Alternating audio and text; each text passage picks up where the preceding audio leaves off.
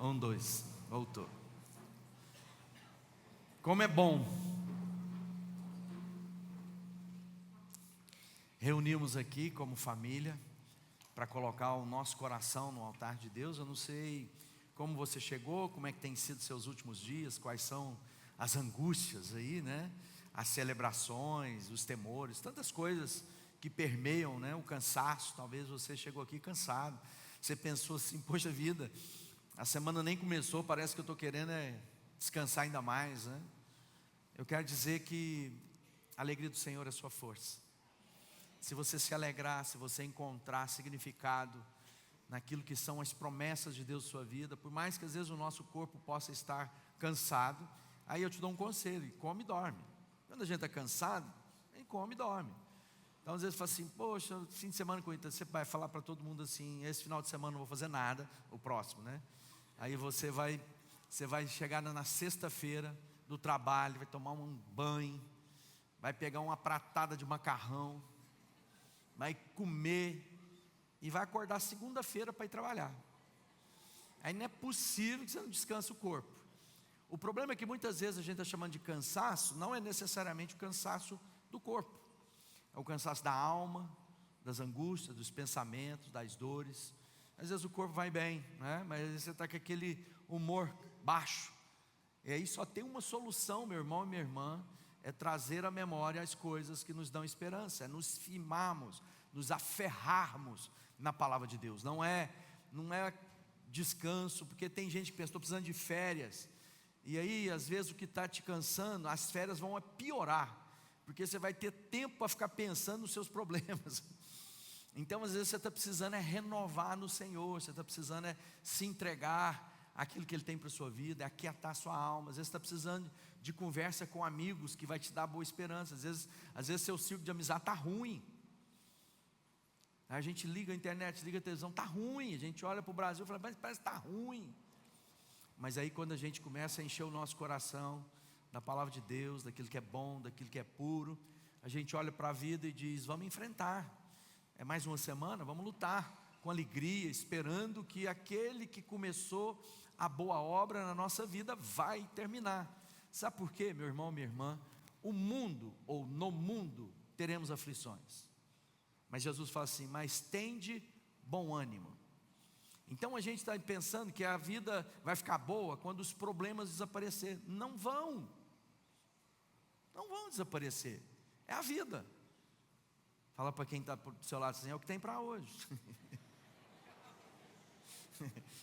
E às vezes a gente fica lá esperando: uma hora eu vou conseguir esse lugar de paz. A paz não tem a ver com trégua ou com a ausência de lutas ao nosso redor. Tem gente esperando a paz, esperando que tudo fique bem. Não vai. Porque na vida nós temos as dores. A gente ama e tem dores, não é isso? Porque agora as dores não são apenas as nossas, a gente sofre por quem amamos, pelas dores do outro, pelas angústias. Às vezes você fala assim: não, mas para mim está tudo bem. Aí você vê sua esposa, seu marido não está bem, você fala: não estou bem também. Aí você vê seus filhos, seus netos, suas netas, não estão bem. Por quê? Porque tem alguém sofrendo. Em aonde a gente vai encontrar a paz que renova o nosso coração? Em Cristo. Amém? Então tem de bom ânimo. Quem quer ter bom ânimo aí? Eu quero, né? Aí tem gente que fala: não estou dando conta. Você pega um amigo que é muito mais crente que você, fala: me ajuda, porque eu estou vacilando, eu estou sentindo mal. Então alguém vai te pegar pela mão, porque a Bíblia diz o quê? Não é bom que ninguém anda sozinho, é necessário que sejam mais de dois, porque se alguém cair, ou quando cair, te ajuda a levantar. Então na vida vai ter momentos de tombos, mas se você estiver sozinho, quem vai te ajudar a levantar? Ou você tem que ser o agente de Deus para ajudar alguém a se levantar. Então talvez essa semana Deus está te levantando para ajudar alguém que está precisando de uma mão, de um amigo, de um abraço, para dizer: vamos embora. Um ao outro se ajudou e diz: vamos esperar no Senhor. Amém? E hoje a gente tem esse momento precioso, né? Esse memorial, essa presença de Jesus, que muitas vezes, por causa do embaçamento das dores, das angústias, poeira levanta, a correria da vida, né? Que as pessoas estão sempre correndo, estão esbaforidas. Já viu que as pessoas estão sempre com o bigode, né, suado? E aí você pergunta: o que foi? Eu estou correndo. Correndo para onde, irmão? Calma. Você está correndo a carreira que Jesus tem para você? Ou você está tão ocupado de tantas coisas que você não está percebendo a carreira de Jesus na sua vida, que é onde você vai encontrar contentamento de viver. Todas as vezes nós estamos tentando encontrar contentamento de viver em outras coisas, canseira, enfado, é isso que vai acontecer. Mas quando eu estou na proposta de Deus na minha vida, eu olho para os gigantes e digo: que venham os gigantes, eu sou bom de pedrada, como foi Davi. É isso que é a nossa vida. Então, quando a gente olha para esse momento, que esse memorial, né, que é esse momento de apontamento, esse momento de interiorizar a mensagem de Jesus, isso aquieta. Por isso que de tempos em tempos a gente para celebrar a ceia do Senhor. É esse momento que a gente traz à memória que Ele me ama. E Ele me amou. E provou o amor de tal maneira que deu a vida quando ainda éramos seus inimigos. E agora Ele diz: quanto mais agora que somos chamados seus amigos. Quem é amigo de Deus aqui? Tem uma canção que fala sobre isso. Lá no texto de Lucas, no capítulo 22, é um texto bem conhecido, porque fala lá do momento que Jesus celebra a ceia, no momento de Páscoa judaica, aquele momento em que os judeus estavam celebrando a saída da escravidão lá no Egito. Então a Páscoa nada mais é do que a celebração da libertação dos judeus que estavam presos no Egito. E Páscoa, o significado é aquele que passa por cima, numa referência sobre o anjo da morte que passou por cima das famílias dos hebreus, né? E aí eles tiveram lá uma direção de Deus. O ano, né, judaico começa na Páscoa. Então para eles o ano não é 31, mas é quando começou uma nova história. O que nos faz pensar sobre a nova história da nossa vida. Há um marco de uma nova história, tipo assim, é isso que eu comecei a contar na minha vida. Porque foi esse memorial lá da primeira Páscoa. E depois Jesus vem e usa aquele momento para trazer o verdadeiro significado. Vamos lembrar que na Páscoa, todas as coisas eram um apontamento para aquilo que seria a plenitude. Era uma figura, uma imagem, uma história narrada, contada, para que a gente, quando chegasse à verdadeira história, tivéssemos, né, conscientes do seu significado. Então Jesus é o Cordeiro da Páscoa, o Cordeiro Pascal, que significa o quê? Que ele, naqueles dias da Páscoa, o cordeirinho foi sacrificado nas famílias judaicas, e a maneira em que as casas foram protegidas do anjo da morte foi pegar o sangue daquele cordeiro e marcar as portas aonde estavam os judeus. Então o anjo da morte, quando viu a marca do sangue, não visitou aquelas casas. Ao contrário que no Egito, até os animais, o primogênito, imagina, diz que houve urro, houve choro por todo o Egito, porque em toda casa o filho mais velho foi morto. E agora Jesus está dizendo: eu sou o verdadeiro cordeiro, que quando o sangue da aliança estiver sobre a sua vida, a morte já não é mais um problema para vocês. Às vezes a gente fica constrangido com a morte, não é verdade? Até hoje a morte nos constrange, porque a gente, poxa, a morte ceifou. Não, deixa eu dizer, não tenha medo da morte. A morte é uma passagem para uma vida melhor. A gente vai sentir saudade, a gente vai sentir, né, ausência. Mas se você construir a sua vida em Jesus, deixa eu te dizer uma coisa importante: quem morre em Cristo, morre bem. Há saudade, mas não há mais desespero, porque agora a gente entendeu, Deus cumpriu o propósito na vida daquela pessoa. E isso começa quando Lucas diz assim: quando chegou a hora, Jesus sentou-se à mesa com os seus apóstolos e lhes disse: como tenho desejado comer esse jantar da Páscoa com vocês, antes do meu sofrimento.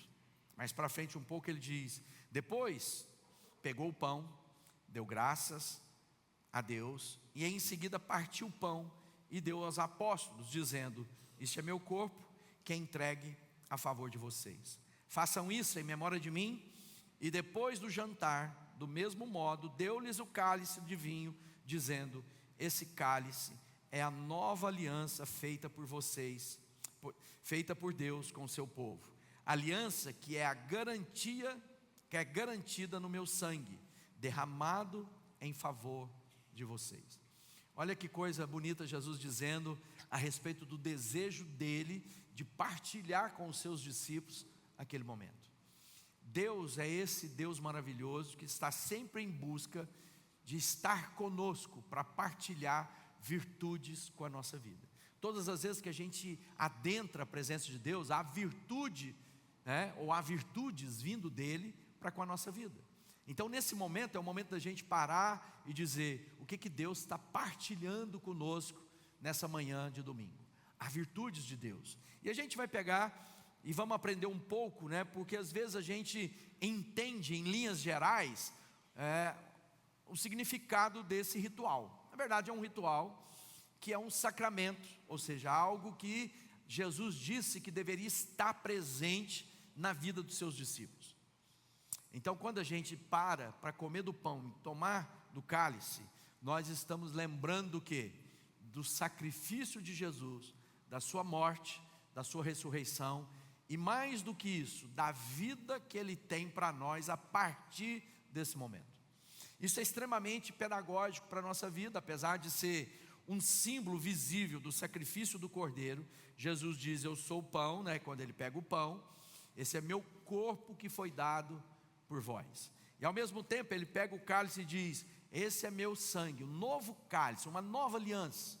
Uma aliança agora que não será mais estabelecida em cima de sangue de animais, como foi nos dias de Moisés. Moisés instruiu, aquilo de novo era o quê?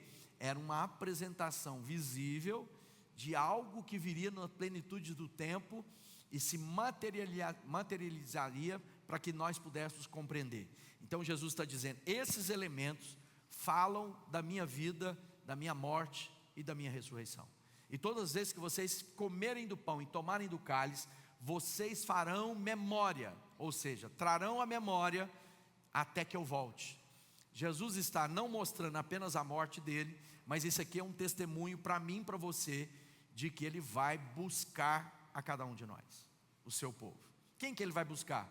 Aqueles que são parte dele, aqueles que compreenderam que quando eu me alimento de Jesus, eu também me torno parte de Jesus.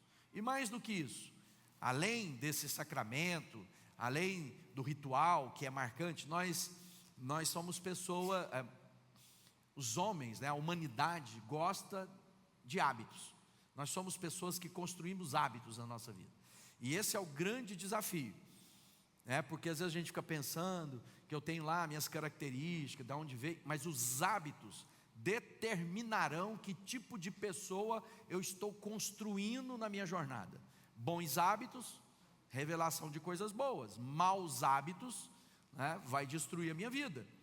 Então todas as vezes que eu entendo que esse hábito de ceiar o Senhor é algo que vai construir uma consciência de vida plena, isso traz paz à nossa vida. E a primeira coisa é, quando ele diz assim, pegou o pão, deu aos seus apóstolos, dizendo: isso é meu corpo que é entregue a favor de vocês. Ou seja, além do sacrifício óbvio que ele morreu, vamos lembrar, o que tem a ver o sangue, o que tem a ver o corpo de Jesus? Quando alguém queria ter os seus pecados perdoados, o que ele fazia? Separava um animal, ia até o templo, o sacerdote orava e transferia a culpa do ofertante para aquela oferta, ou seja, para o animalzinho. O animal era o cordeiro expiatório, é aquele que era entregue no lugar de quem deveria morrer. E então o animal morria no lugar de quem ofertava. Isso é o que Jesus é. Quando ele tomou o madeiro, ou seja, a cruz, ele morreu no meu lugar e no seu lugar. Então sobre ele o meu pecado, a minha culpa foi colocada. E quando o sangue dele é derramado, quando o corpo dele é entregue, Deus então diz: os pecados estão perdoados. Por isso que Jesus diz o quê? Está consumado. Aquela atitude era uma atitude de transformação para sempre, ao contrário daquele primeiro momento, porque todos os anos, quem ofertava tinha de voltar de novo com uma nova oferta, porque ele era capaz de perdoar os pecados cometidos, mas não transformava a vida de quem ofertava. Agora em Jesus não. O que nós nos tornamos? Nova criação. Nós não somos mais agora dominados pelo pecado. Então nós estamos livres, nós estamos curados. E quando Jesus está dizendo, eu entreguei o meu corpo a favor de vocês, ou seja, ele entregou Tito. Paulo escrevendo ao seu discípulo Tito, ele fala sobre isso. Ele se entregou por nós, a fim de remir toda a maldade e purificar para si mesmo um povo particularmente seu, dedicado à prática de boas obras. Ou seja, Paulo está escrevendo, está dizendo, ele se entregou por mim e por você. Então ele me amou.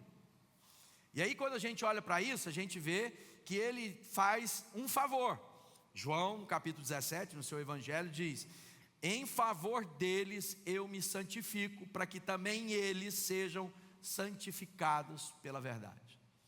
Você quer viver em santidade?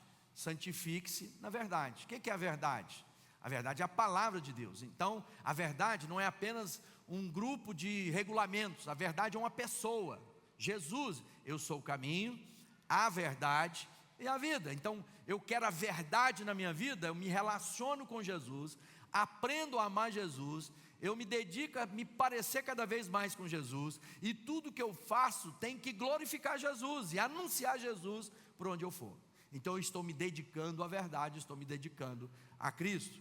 Ou seja, e tudo isso é para quê? Para santificar um povo para si. É isso que a palavra de Deus nos ensina. Paulo escreve aos Romanos, e ele também diz, olha, ele predestinou, ele escolheu todos aqueles que ele quer ser chamados, né, de filhos. E aí ele fala assim, a fim de que ele, Jesus, seja o primogênito de muitos. Quando a gente lê em João, no capítulo 1, ele diz, deu-lhes o direito de se tornarem filhos de Deus, os quais não nasceram por descendência natural, nem pela vontade da carne, nem pela vontade de algum homem, mas nasceram de Deus. Então, por exemplo, filho de crente não é crentinho. Filho de crente tem a promessa de ter um encontro com Jesus e, confessando a Jesus, se tornarem filhos de Deus. Então tem muita gente confiando a vida na vida dos seus pais. Não, meus pais é crente, a bênção que está sobre eles está na minha vida. Isso é uma promessa de Deus, mas se eu não assumir isso para a minha vida, a bênção vai passar ao meu lado e vai embora. Então Deus está dizendo, a todos os que lhe reconhecerem, a todos, né, que confessarem, está lá escrito assim, contudo aos que receberam, aos que creram no seu nome, deu-lhes direito de se tornarem filhos de Deus. Ou seja, Ele está nos chamando à comunhão com Ele, e isso é a palavra de Deus. Então todas as vezes que a gente está comendo o pão, eu estou trazendo à minha memória essas promessas, que eu sou filho de Deus, que Ele fez uma obra para me santificar, que eu não sou mais escravo do pecado. Então todas as vezes que eu estou comendo o pão, eu estou me alimentando de coisas que vão repercutir na minha vida temporal, porque agora eu tenho uma consciência da minha vida eterna. Ou seja, a minha visão do eterno faz com que eu lide com a minha temporalidade, sem que essa temporalidade, pelas dores, pelas angústias, pelas mancadas, pelo meu pecado, me deformem. Mas sem a ideia do eterno, nós estamos sujeitos à vida, e aí tem hora que a vida é difícil demais. Por isso que nós estamos vendo, né? Nós precisamos de um mês, nós estamos em setembro, e setembro é o quê? O mês que se estabeleceu para fazer um movimento contra o autoextermínio, contra o suicídio. Então a vida tem ficado tão dura, apesar de termos uma vida tão boa como nenhuma geração para trás teve. Não tivemos tanta liberdade, tanta medicina, tanta tecnologia, tanta liberdade para ser o que quiser. As pessoas não têm mais constrangimento social para fazer da vida o que quiser. E mesmo assim, nós temos a geração mais autoexterminadora da história. Alguma coisa está errada. Sabe o que está faltando? A conexão real com Deus. E é interessante, Porque às vezes a gente pensa que essas coisas só visitam a casa de quem não é crente. Por isso que eu estou dizendo, viver na casa do crente não significa que as bênçãos serão automatizadas na minha vida. Eu preciso de encontrar, eu preciso me alimentar de Jesus, eu preciso encher meu coração da palavra de Deus. Porque quando vier o dia mau, ao invés de eu pensar em deixar a vida, eu vou dizer, eu vou enfrentar o que for, eu sei quem luta por mim, eu não vou recuar, eu não vou abrir mão das promessas, eu vou avançar, porque aquele que começou a boa obra na minha vida, ele vai terminar. E eu sei que eu posso passar por vale de sombra da morte, mas eu não preciso ter medo de coisa alguma. Então hoje é o dia de quê? Celebrarmos a vida, na certeza do favor de Deus por nós. E aí, se eu entendo que Jesus fez um favor para mim, e Ele nos chama a viver como Ele viveu, agora o que resta a mim e a você? Vivermos em favor de alguém, dar a vida por alguém, sermos instrumentos de Deus na vida de alguém. Já viu aquela história, vou largar essa mulher porque ela vai me matar? Não, morre e dá a vida por ela, porque aí você não precisa largar ela, você pode viver para ela. Então quando eu entendo isso na minha história, só que aí tem um problema. Qual que é o problema? Porque as pessoas estão querendo que eu mereça ser feliz. E aonde está isso na Bíblia? Não tem isso na Bíblia. A Bíblia fala de alegria do Senhor é minha força. A Bíblia fala, às vezes a gente olha para felicidade e alegria, a gente pensa que ela, se você for no dicionário, provavelmente vai encontrar que elas são sinônimos, não é isso? Mas a gente vai encontrar algumas coisas distintas entre uma coisa e outra. A Bíblia fala sobre felicidade? Claro que fala. Bem-aventurado os pacificadores, porque serão chamados filhos de Deus. E o que significa bem-aventurado? Se você pegar algumas versões da língua portuguesa, bem-aventurado tem a ver com feliz. Feliz a pessoa que é pacificadora, porque ela será chamada filha de Deus. Bem-aventurados que são perseguidos, porque serão consolados. Então está falando de felicidade, é um caminho na nossa vida, mas não é o objetivo da nossa vida. A palavra de Deus diz que eu posso estar vivendo um momento de luto, e mesmo assim ser uma pessoa alegre no Senhor. Dá para ver a diferença? Porque tem momento que o meu humor está me dizendo que eu estou mal, estou triste. Mas mesmo assim eu não vou me abater. Por quê? Porque a alegria do Senhor é minha força. Eu não vou ficar no quarto fechado, escuro, entregue, levanta, resplandece, é nascido sobre ti a luz do Senhor. E aí, é isso que Jesus fala, esse é cálice da nova aliança feita por Deus com o seu povo, aliança que é garantida pelo meu sangue, derramado a favor de vocês. Ou seja, ele estava lá, como eu disse, ressignificando aquela questão dos animais. Ele está dizendo, as pessoas, até hoje, não é assim? Quantas vezes a gente encontra religiões que estão fazendo sacrifício de animais, fazendo sacrifício de gente, pensando que dessa forma vai aplacar a ira de Deus contra eles. Isso tem uma verdade? Tem, mas essa verdade foi revelada em Cristo. E agora em Cristo não é necessário que ninguém entregue um animal para morrer no lugar dele, porque definitivamente Jesus morreu pelas minhas mancadas, pelo meu pecado, pela minha separação dele. Então, quando eu trago um outro ser para ser sacrificado, eu estou negando que o sacrifício de Jesus é suficiente. E não é. Jesus consumou a obra necessária para que eu e você tenhamos vida e vida em abundância. Então deixa eu te dizer, meu irmão, minha irmã, nesse momento de culto a Deus, de celebrarmos juntos a Páscoa da ceia do Senhor, se você está vivendo uma vida, presta atenção para você não confundir, se você não está vivendo uma vida abundante que Jesus vai te dar, alguma coisa está errada.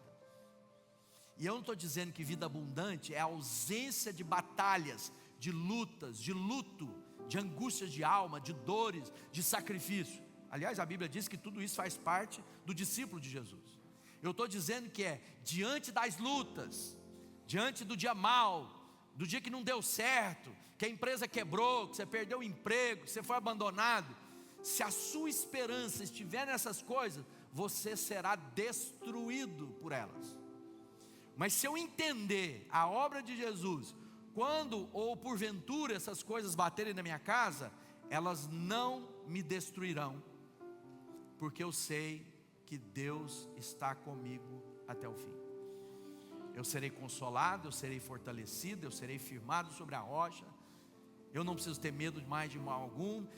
Virão meus inimigos contra mim, e a Bíblia diz que eles virão por um caminho, mas por 7 fugirão da minha presença. A palavra de Deus diz que é maior aquele que é por mim do que aqueles que são contra mim. Então, quando eu entendo esse sacrifício, eu não vou mais me abater pelas situações e circunstâncias. O vinho significa isso, porque ele fala do sacrifício e ao mesmo tempo ele diz a respeito de alegria. A grande maioria das citações bíblicas a respeito de vinho são positivas,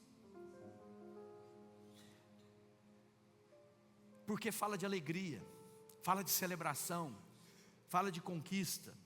Você lembra do primeiro milagre de Jesus? Aonde ele fez? Numa festa de casamento. Jesus não tinha problema com festa. Jesus sempre teve problema com embriaguez. Tem muita gente se embriagando com vinho.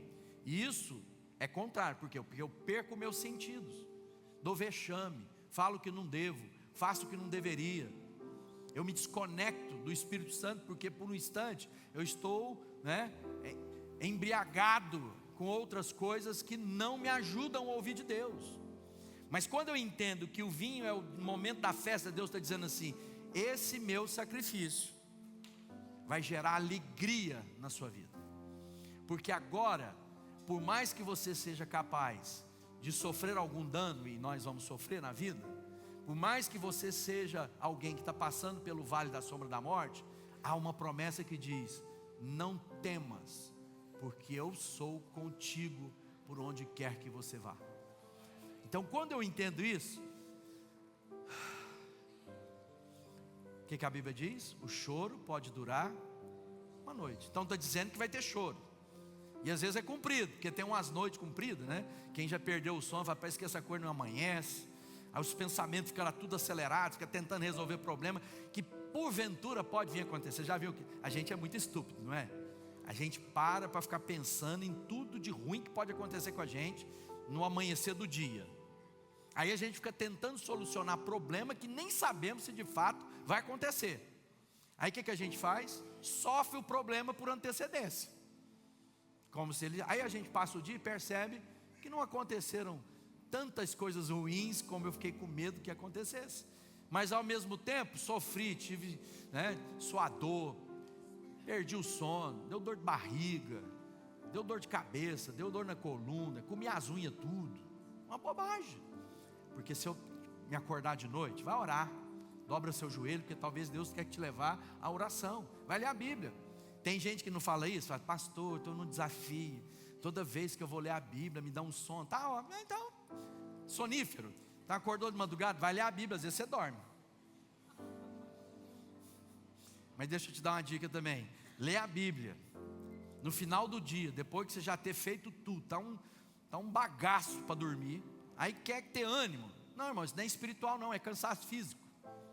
Então acorda 10 minutos mais cedo, 15 minutos mais cedo, meia hora mais cedo. Você tem que acordar às 8, acorda às 7h30. Você tem que acordar às 7 horas, acorda às 6h30.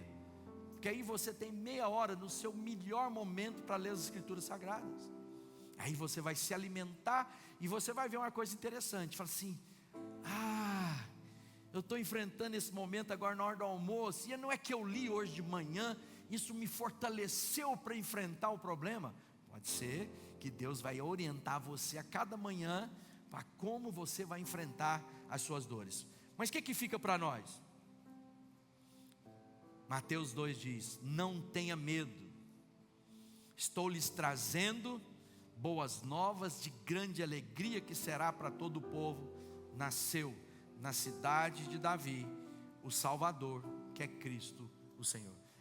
Você quer ter alegria? Essa é a boa notícia. Qual é a notícia? Crê no Senhor Jesus, será salvo você e sua casa.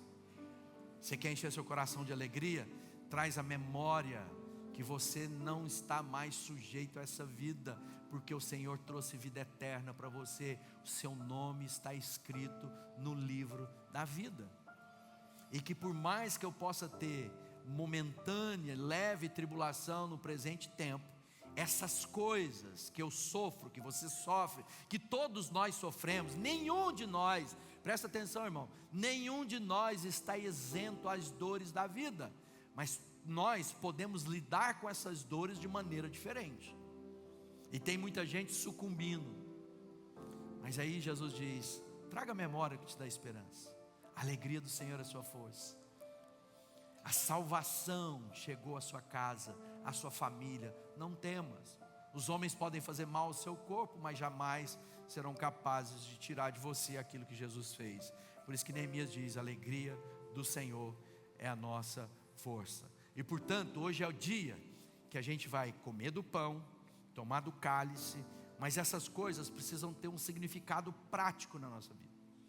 Então, primeira coisa, fomos salvos pelo sacrifício de Jesus.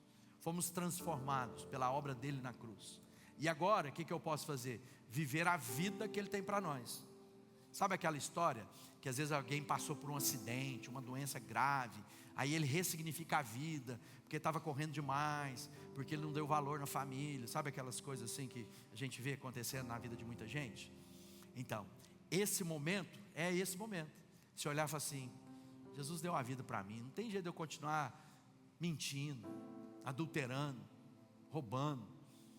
Não tem jeito mais de eu continuar ainda com medo da vida e da morte, porque a vida que Deus deu para mim é uma vida abundante. Então esse é o momento de ressignificar aquilo que é a minha entrega, o favor da minha vida para alguém, aquilo que significa a alegria de Deus e que agora eu compartilho. Sai de perto de gente rabugenta, iracunda. Isso contagia, contamina. Mas seja você um poço de alegria, de esperança, de paz, que você possa olhar e dizer: Deus vai fazer. Ah, mas não tem a coisa. Vamos orar, Deus vai fazer. Quem crê que é Deus de milagre? Nós vamos entregar os elementos da ceia. Você vai pegar o copo. São 2 copinhos. Se você não está acostumado, está conosco.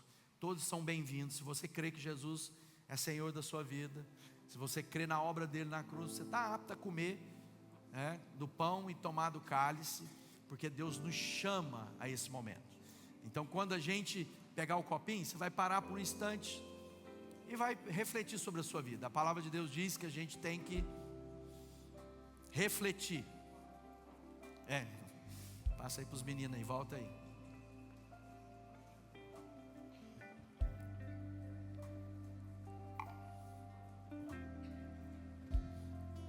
Para a gente não esquecer, antes da gente comer do pão e tomar do cálice, vamos cantar esse refrão uma vez mais. Você vai pegar, você vai segurar, você não vai comer, não vai beber, até que todos sejam servidos. A gente vai fazer isso juntos. E a gente vai bem suave os instrumentos e as vozes vão dizer assim: Ele me ama. Ele me ama. Ele me ama. Ele me ama. Ele me ama. Deixa Deus lhe falar no seu coração sobre sua vida. O Senhor está te consolando hoje, está te dizendo: não tenha medo não, que eu comecei na sua vida, eu vou terminar. As promessas se cumprirão. Ele me ama. Ele me ama. Ele me ama. Quem ainda não foi servido, levanta a sua mão para a gente chegar até você, a bandeja aí.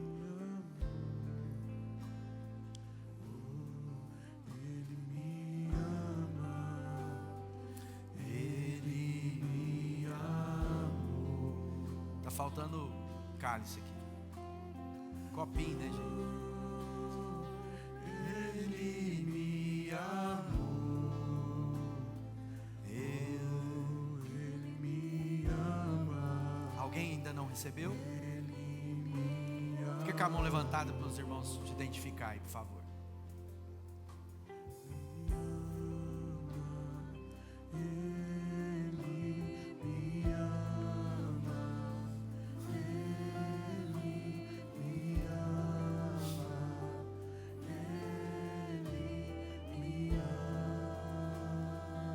Todos receberam? Vamos ficar de pé por um instante.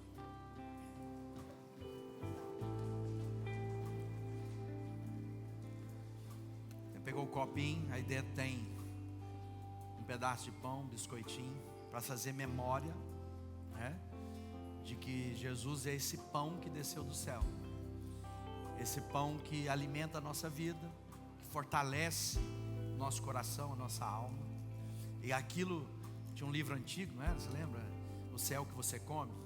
Então, se você se alimentar de Jesus, Jesus está sendo vivo em você. E quando eu entendo que nós nos alimentamos de Jesus, nós compreendemos que somos parte de uma família de fé. E Deus quer usar a sua vida. Você está vendo aí os irmãos te servirem? Eles são voluntários, estão aprendendo, eles querem mais de Deus, eles se engajaram na família. E às vezes você está aqui há anos e nunca falou assim: posso ajudar a servir a ceia? Posso ajudar a receber? E aqui nós estamos aprendendo hoje que é favor, é entrega. Não é apenas ser consumidor da fé. Nós não estamos construindo aqui um evento para você se sentir bem, ter uns arrepios bacana. Nós estamos construindo uma comunidade de fé, de irmãos e irmãs que entenderam a missão, que entenderam que a nossa vida está centralizada em Jesus e que a partir dele Ele quer fazer uma obra através de nós. E quando eu estou comendo o pão, eu estou dizendo isso, que eu tenho comunhão com os meus irmãos. Então agora levanta o pão aí, ou pão, ou copinho, se você não pegou o pão na mão. Pai, nós estamos aqui e declaramos que o Senhor é o pão da vida. Jesus, nós queremos dizer que agradecemos pela tua entrega por nós, que nós sejamos impelidos a também sermos entrega na vida de outros, um favor na vida de outros. Nós abençoamos esse pão no nome de Jesus. Podem comer. Ele me ama, Ele me ama, Ele me ama. Da mesma forma, ele pegou o cálice e disse: esse cálice significa uma nova aliança e agora está firmada no meu sangue, disse Jesus.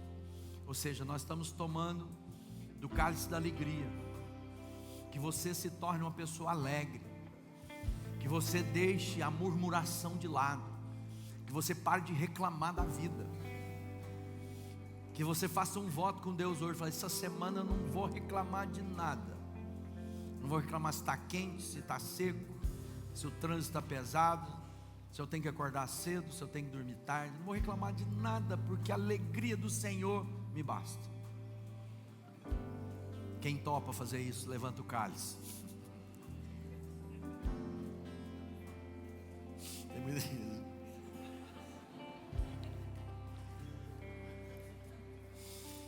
Pai, obrigado pelo cálice da alegria na nossa vida.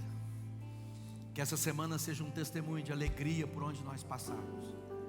Que nós sejamos esse perfume gostoso, que onde as pessoas passarem por nós serão contagiadas por uma alegria, uma esperança nova. Obrigado, Jesus, pelo teu sangue derramado pela minha vida. Eu te agradeço. Podem tomar no canto.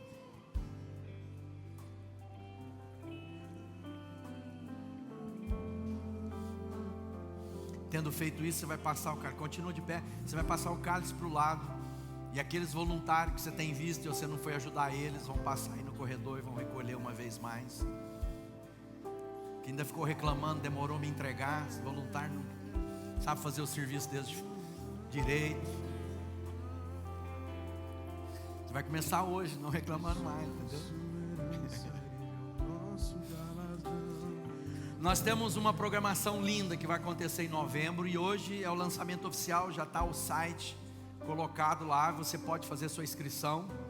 E a gente vai estar recebendo gente muito linda. E vai ser uma semana de festa. A gente está celebrando 35 anos da igreja. Então não sei se você sabe, essa igreja nasceu em Uberlândia há 35 anos atrás.